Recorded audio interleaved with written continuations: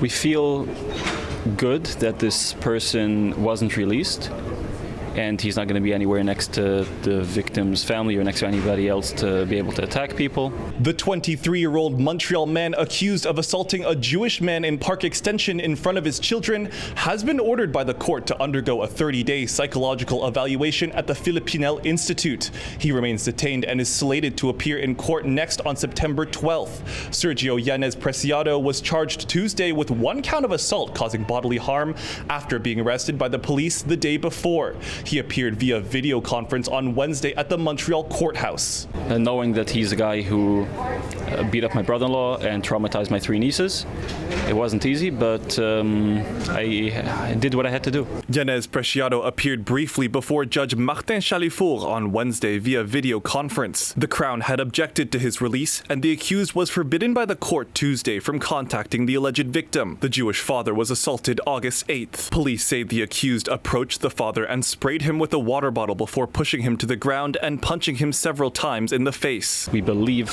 he was motivated by hate, but again, we will let the investigation play itself out, and we'll follow the process. Yanez Preciado had been ordered to undergo an assessment by a criminologist from Montreal's Filipinel Institute Tuesday, which aimed to assess the man's clinical condition and risk of reoffending. Now court officials say the man needs to be assessed psychologically to determine whether he can be held criminally responsible. Advocates from the Jewish community say the charges need to be more severe. I am calling on behalf of the Jewish community for a serious investigation of whether this is a hate crime and not to just brush it aside. The incident was captured by a witness in a 29-second video circulating online. We don't know what happened before the video starts. It shows the attacker picking up items in a grocery bag and tossing what appears to be a kippah, a traditional Jewish head covering, into a splash pad. The children watching their father being beat up ruthlessly and for no provoked reason is something that we're going to have to deal with as a community. Jewish community advocates are calling for politicians and police to ensure something like this doesn't happen again.